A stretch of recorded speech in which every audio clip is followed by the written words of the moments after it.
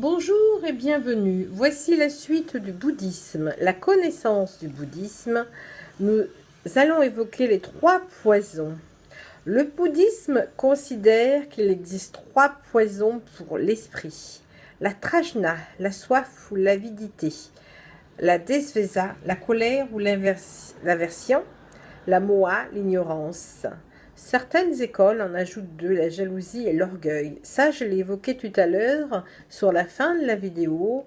Je souhaite vous révoquer pour que vous puissiez comprendre. Donc, selon le Bouddha, les causes de la souffrance humaine peuvent être trouvées dans l'incapacité à voir correctement la réalité.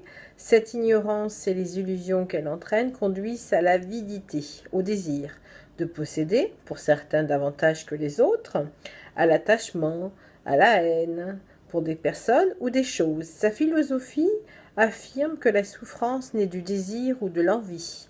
C'est en se libérant que vous pourrez parvenir au nirvana. C'est en se libérant que tout parvient. C'est le nirvana qui nous permet de nous libérer. Donc la renaissance. Donc à cause de ces trois poisons, à cause de l'interdépendance, les hommes sont assujettis au samsara. Donc vous savez, le samsara, c'est le cycle des renaissances. C'est le cycle de la roue. Donc le monde local dans lequel ils renaissent après leur mort, ça dépend de tout karma, c'est-à-dire les actions passées dans d'autres vies. Cette renaissance ne se fait donc que prolonger infiniment la souffrance, la fatigue de remplir, comme ils disent, nous remplissons des cimetières, nous revenons, nous ressouffrons, tout dépend de ce que nous avons fabriqué dans d'autres vies, le karma que nous avons eu. Donc, la fatigue liée à ça, donc pour eux, la philosophie bouddhiste, ce n'est ni le même, ni un autre qui renaît, ce n'est donc pas comme dans le principe de la réincarnation, une âme immortelle qui se réincarne. En effet, la notion de réincarnation implique l'existence d'une âme immortelle qui rentre et qui sort d'un corps à tout moment.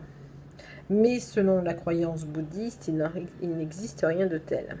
Alors le Bouddha se propose de se réveiller de ce cauchemar. Le Bouddha, lui, il s'est réveillé, il a fait son ascension, il a chassé la confusion, l'illusion pour être illuminé par la réalité. Ainsi, la souffrance et le cycle karmique seront brisés. Donc il définit le but ultime de son enseignement étant la libération, la délivrance, le dénouement. La libération de la souffrance qui s'appelle le nirvana. 12 liens indépendants. Il y a 12 liens interdépendants décomposant le cycle de renaissance selon les liens conditionnés dépendants de l'un de l'autre. Donc, en premier, nous avons l'ignorance, avidya, l'ignorance de la loi de cause à effet et de la vacuité, l'ignorance produite par le karma. Le karma, qu'ils appellent les samkaras, somme des actions conditionnées du corps et de la parole, et de l'esprit qui conduisent à la conscience, qui produisent la conscience, 3. La conscience, le Vijnana. La conscience produit le nom et la forme. Le nom et la forme, Namarupa. Le nom et la forme produisent les 6 sens. Les 6 sens, Sadhyatana, les 6 sens, toucher, odorat, vue, l'ouïe, le goût, le mental, permettent l'apparition du contact. Le contact, 6 sortes de contacts, tactile, odorant, visuel, auditif, gustatif, mental, découlant les 6 sens. Les sensations, les Vedana, les sensations agréables produisant l'attachement, le désir ou la soif.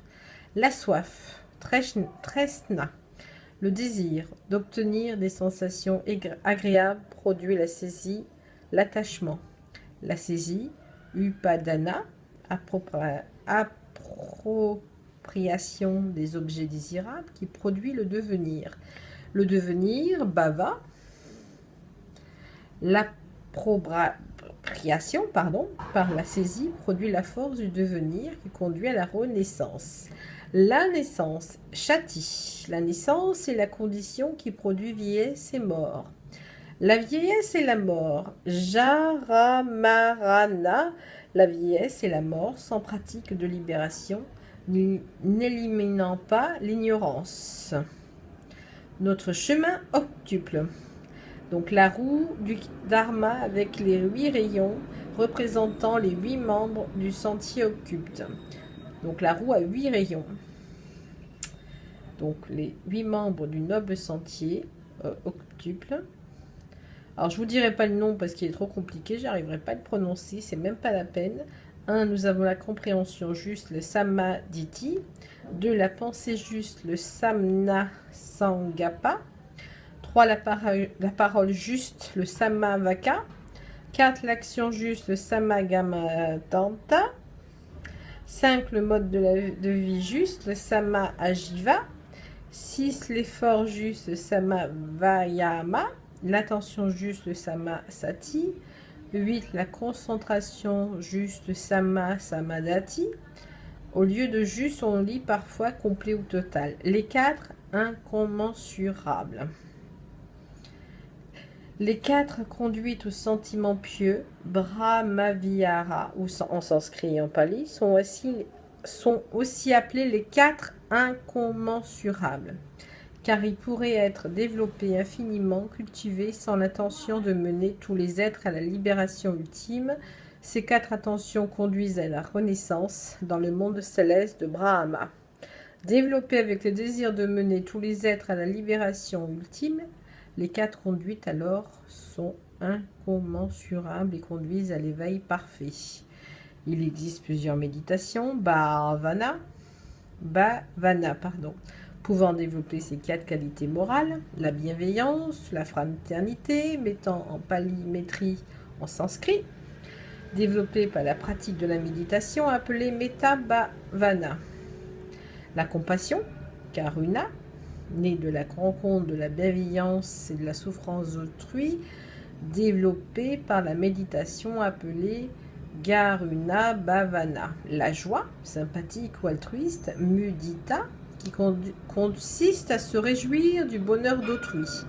Mudita Bhavana.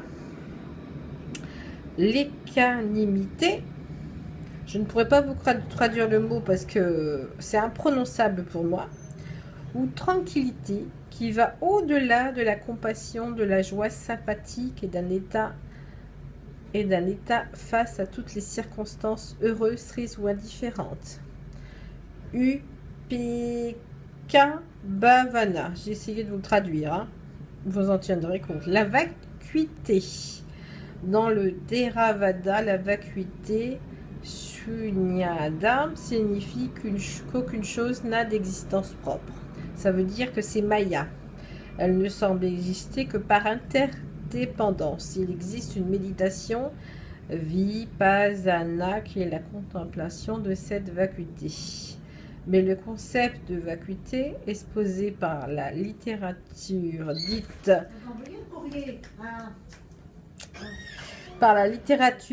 la Prajnaparamita et Nagarjuna, j'arrive pas à vous le prononcer correctement, je m'en suis désolée, prend un autre sens avec le Madhyamaka. Le Madhyamaka reconnaît l'enseignement de l'interdépendance, mais il considère cette roue de la vie elle-même comme vacuité. Les 3 corps de Bouddha. Donc vous voyez, c'est assez long. Je préfère vous en parler progressivement, une vidéo à chaque fois. Donc demain, nous reparlerons des 3 corps de Bouddha. Là, ce que je veux, ce que vous puissiez, c'est bien imprégner ce que je vous dis, bien comprendre.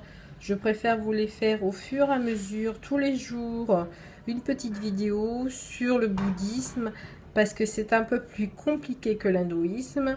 Et je vous parlerai, quand j'aurai fini du bouddhisme, nous reviendrons sur les dieux hindous et sur les Védas. Donc je vous souhaite une bonne continuation. N'oubliez pas de mettre un pouce, de faire distribuer également sur les réseaux sociaux pour faire connaître à d'autres les vidéos.